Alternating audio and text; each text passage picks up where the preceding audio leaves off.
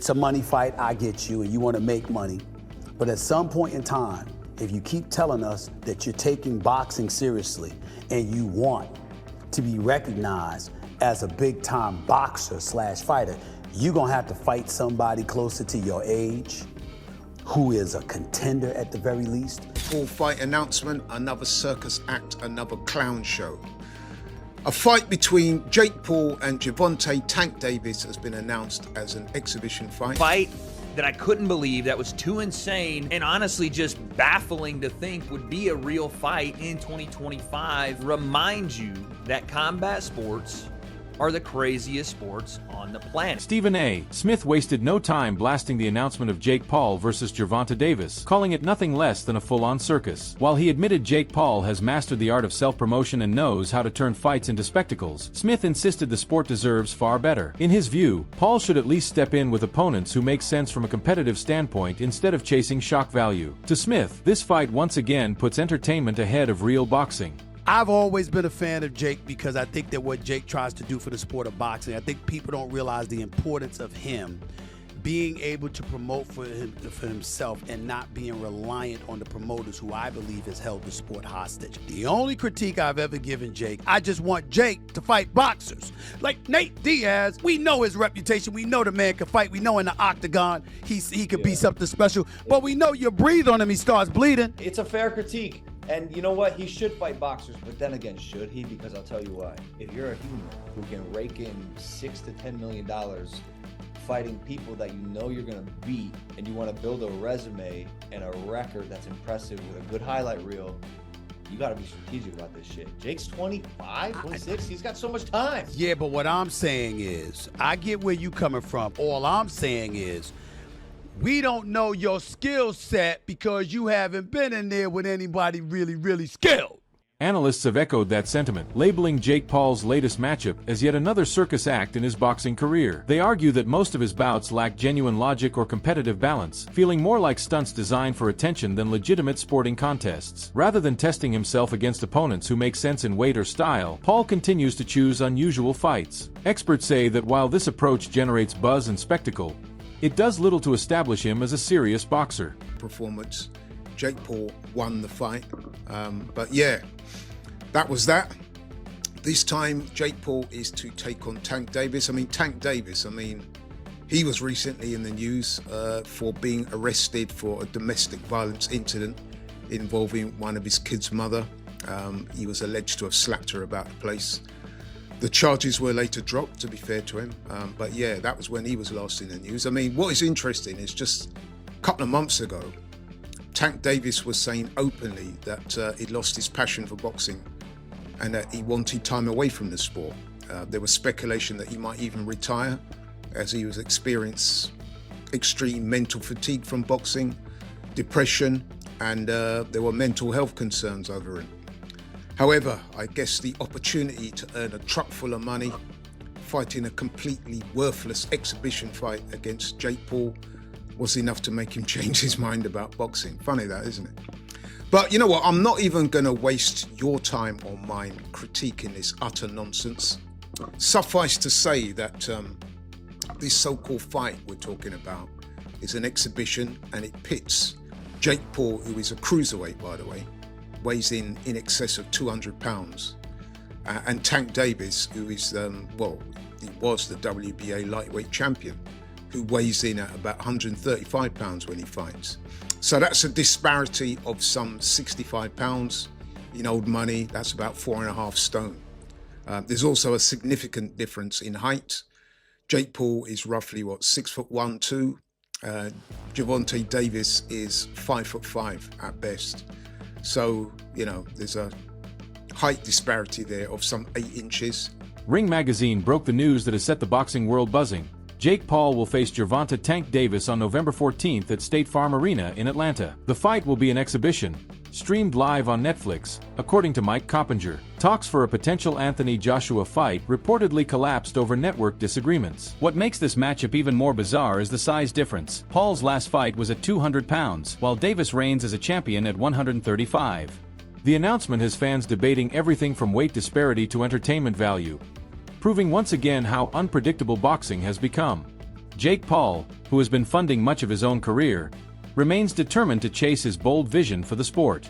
Love him or hate him, he's managed to disrupt boxing in ways few expected, and this latest matchup, something nobody believed would ever materialize, shows just how far he's willing to push the envelope.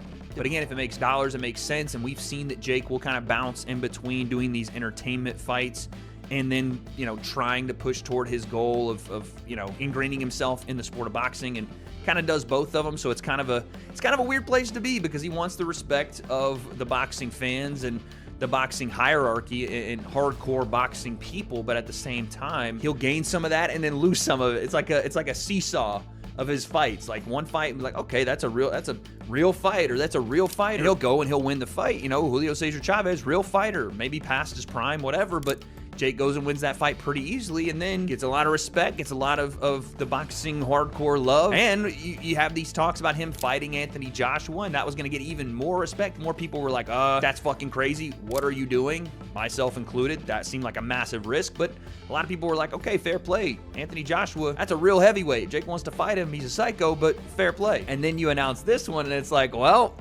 that's the same thing people have been saying about Jake for years, so it's a weird spot to be in for him for sure. But I talked about this not being the first choice, and I don't think it was, because Coppinger reports next that talks for Jake Paul to face Anthony Joshua collapsed over network issues. Now, we had all heard the talks, and they were pretty public, from Eddie Hearn, from Jake. Nakisa Badarian, Jake's manager, was over in the UK on, I think, Sky Sports, talking about the fight and saying how it was a real possibility and they were really starting to work on it. And now Mike Coppinger says that the talks for Jake and Joshua fell apart over broadcasting issue. Jake Paul later confirmed the fight himself on Instagram, writing, "Size versus speed, power versus precision. One will rise, and one will fall in Atlanta. Live globally only on Netflix, Friday, November 14th. His post instantly sent excitement through fans and media alike, turning the exhibition into a global talking point.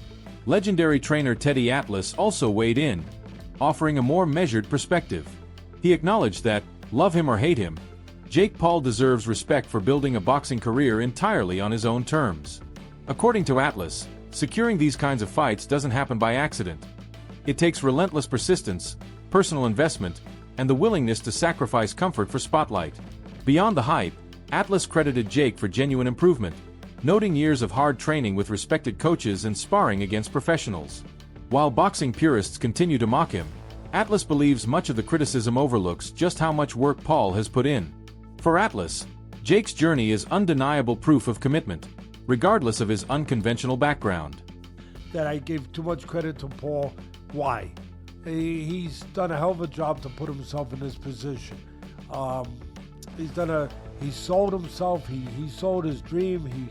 He took his dream. He took his idea, and he put it out there, and he made it happen. Give him credit for that. And he made it happen. And he took risk along the way. Yeah, he picked his spots. He's in the driver's seat. He gets to pick his spots. He's the one bringing the money. He's the one promoting. Yeah, he's the name. He made himself that, coming from where he came from, with all his followers and the whole thing, and just the uniqueness of what he was doing. But he has learned along the way.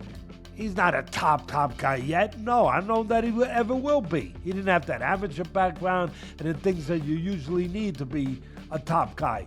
But he has improved. He is a work in progress. He is a guy that you got to give him credit that he's respected the sport. He went out there, he's worked hard at it, and he's gotten himself into this position. Having said all of that, this might be a step too far. Now, when I say it, I'm also, I try to be responsible. I've been in this game 50 years, so I know where not to step, where you could twist an ankle, or worse, you could break a leg or fall down. When I say that with the understanding, too, that Joshua's coming off being knocked out. The team at TalkSport, however, reacted harshly to the announcement, calling Jake Paul versus Gervonta Davis a totally mismatched fight. Their biggest concern centers on the enormous weight gap. Davis, a natural 135-pound lightweight, has been dominant in his own division with frightening knockout power. But against Paul, who regularly fights around 195 pounds, the imbalance seems glaring. To them, this matchup raises a simple but serious question. How can this be considered fair or meaningful when the size difference is so extreme? It's another example, critics argue, of Paul carefully selecting opponents who are either too small, past their prime, or even from outside boxing altogether.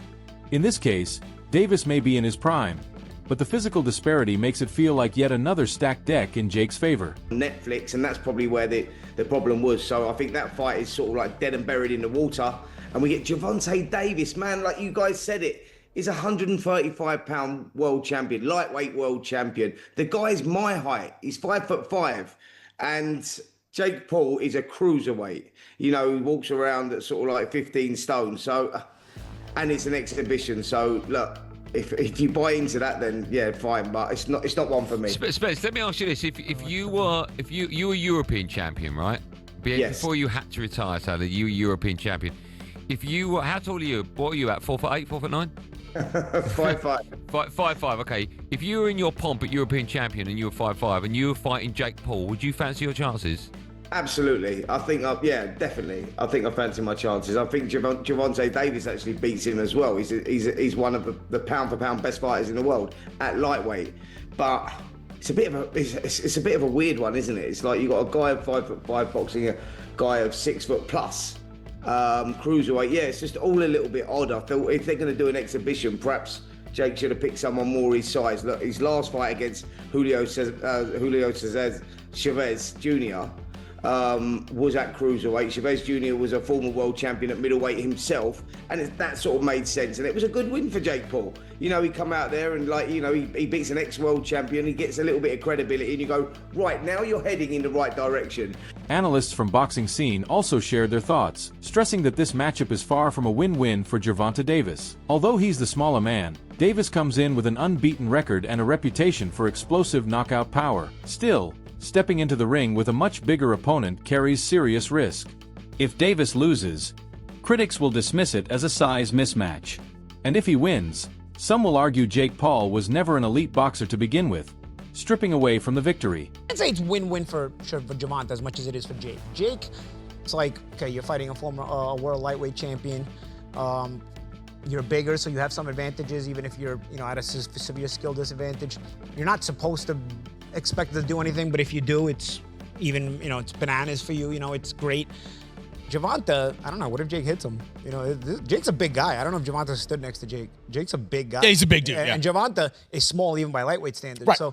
So it is a little bit of a David and Goliath fight. It's just the David character in Gervonta is much more skilled. But I guess that's the thought process. As far as what it does for boxing, well, absolutely nothing. But then again, what have Gervonta Davis and Jake Paul really done for boxing in the ring aspect? Because Jake, very good promoter. I am a believer in Jake as a promoter, and I think that he has a future as a promoter, and I think he's done very well as a promoter, and I think his company has done some very good things for the sport, and for young fighters, and for brewing talent and making good fights on that basis. But as far as from fighters' perspective, what do they do for boxing from a fighter's perspective? I don't think Gervonta Davis has ever done anything for boxing, honestly. Like I feel like TV has just in this generation, they just create stars, and then they just tell you, okay, we're gonna make this guy the star. It's like they're pre-created, and then they just tell you. Critics argue that Jake Paul's influence in boxing stems less from rankings or merit and more from his financial power. Analysts highlight that his money and promotional reach allow him to dictate matchups, even if they defy boxing logic. The fact that he secured Julio Cesar Chavez Jr. before this, and now Gervonta Davis, is evidence of how much control he wields. For traditional boxing fans, these bouts feel more like entertainment showcases than legitimate contests. Many see this level of influence as harmful to the sport's integrity. The normal process of matchmaking, built on rankings, divisions, and weight classes, gets ignored entirely in favor of spectacle. Here we go again, people. Another Jake Paul fight, another embarrassing night for boxing. Said this a few times now, and I'm really getting sick of it. 10 rounds of tediousness whereby Jake Paul was just, I say throwing punches, a lot of them didn't have any zip on them against an opponent that was just compliant. He holds boxing in contempt. He's basically pimping the sport. That's what Jake Paul is doing. And I find it unacceptable, I really do. The whole Jake Paul brand is actually bad for boxing. Taking advantage of the sport, pimping the sport, fighting washed up MMA fighters, former fighters, and now we're hearing that he's about to enter the WBA rankings and could be in line for a world title shot. Absolute farce. He couldn't get away with it in any other sport. And that's what makes me so mad. Former world champion Carl Froch didn't mince words, blasting the situation as a complete joke. He revealed that talks for Jake Paul versus Anthony Joshua had reached 99% completion before falling through. Instead of facing a massive heavyweight like Joshua, Paul switched gears to fight Davis, a man nearly half his size. Froch called the decision baffling and insisted it proved Jake prioritizes shock value over real competition. His remarks echo the opinion of many insiders who believe Paul handpicks opponents for maximum attention and minimum risk. A Joshua fight would have been monumental, but this Davis matchup, Froch argues, is nothing more than a sideshow. So Jake Paul was supposed to be fighting AJ. Eddie Hearn announced 99% done, which we've just spoke about. What next for AJ? Potentially Jake Paul. But it now looks like that Jake Paul is fighting one of Anthony Joshua's legs. He's fighting Gervonta Davis, somebody who's a quarter of his size. I don't even know what's going on. Has Eddie Hearn been played? Let me know what you think, but the AJ fight with Jake Paul's finished. Gervonta Davis, fake Paul, November. I don't know what's going on in the world of boxing. This is an absolute joke. What next for AJ? We'll get into this, and there's so many questions I want to get into. Paulie Malignaggi, the former two-division champion and boxing analyst, admitted the Davis fight completely blindsided him. While Paul has surprised fans before with unusual opponents, this particular matchup still caught Malignaggi off guard. To him, pairing a YouTuber-turned-cruiserweight with a lightweight star stretched credibility to new levels. He described it as a shocking move that illustrates just how far Jake is willing to push the limits of matchmaking in his quest for attention. This had been being talked about even prior to the Lamont Roach fight. I thought it was so utterly ridiculous, especially that you've essentially manufactured Gervonta into a star without really having him fight any major threats in his career, you know? I know the groupies, they're gonna say somebody like saying, well, if Leo Santa Cruz is the biggest name on your resume, you got a problem. Like Santa Cruz was probably dying shot by the time he fought Gervonta Davis. Santa Cruz, who 90% of his own resume was against guys you never heard of. And again, it was a one directional fighter who started at bantamweight and they fought at 130. That's your best win. Pedraza's a solid win, I thought, even though it was a weight drain Pedraza, and Pedraza was so weight drained that he'd actually already lost to Edna Cherry and should have already not been champion by the time Gervonta fought him, but they robbed Edna Cherry in that IBF title defense of Jose Pedraza, so that Pedraza remained champion. I remember because I worked that show and commentated that fight. So it's a sneaky good win, but it's sort of below the radar, not that good of a win. He had a weight drain Pedraza, who went up to lightweight and actually fought better once he didn't have to weight drain himself, and who had been struggling already at 130 prior to being knocked out by Davis. Like I said, he'd already lost to Cherry and was lucky to keep the title in the Cherry fight at 130. So Cherry, mind you, a guy that I beat way back in the day. I don't know. It's mind you, I beat him easily, like 9 out of 10 rounds, 10 out of 10 rounds, something like that. I don't know. I really don't know what to make of this, man. I sure as hell love to hear the comments. It's gonna generate curiosity for sure. Jake Paul is huge. I mean, this is like, he's gonna be almost a foot bigger than Gervonta Davis. This is an exhibition, so there's not gonna be an official winner unless there's a stoppage. So things like glove size, ring size still has to be dictated and figured out. I don't know. I don't know what you do with this. I don't know what boxing's coming to. This is what happens when you manufacture a star instead of letting stars organically create themselves. UFC legend and analyst Daniel Cormier offered a different take. He reminded fans that Jake Paul's fight against Mike Tyson on Netflix broke records and set a precedent for crossover mega events. With the Davis fight also heading to Netflix, Paul is once again proving he can create spectacles that resonate far beyond boxing's usual audience. For Cormier, that makes Jake a significant figure, whether fans like it or not. He added that Paul deserves more credit than he receives, training seriously, taking real risks, and constantly escalating his challenges. While detractors reduce him to just a social media star, Cormier believes Jake's presence is valuable and his skill set has genuinely improved. Love him or hate him, Paul has undeniably shifted the conversation in boxing, and in Cormier's eyes, that alone is a form of success. Woodley, twice. Big numbers. Jake Paul fought against Tommy Fury. Big numbers. Jake Paul, who I believe, and I have told you guys this time and time again, he's much better than people give him credit for. One, Jake Paul is not an amateur fighter, like some try to say. Jake Paul has money, so Jake Paul is getting trained by the best boxing coaches that money can buy. He's full-time boxing. There are a lot of people that say he may do some other stuff. I don't know who he was going to fight that was saying that he was juiced up and he was ignoring him. Or was it Logan Paul? One of them.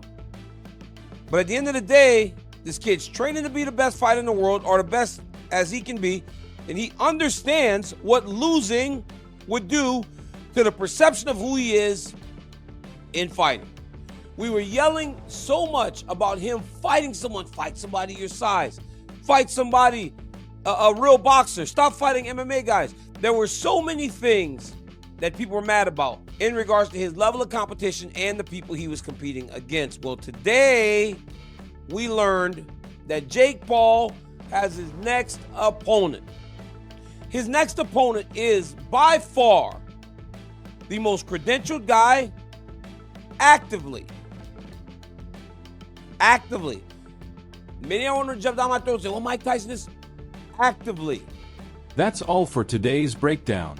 Make sure to stay tuned for more updates as this wild story continues to unfold.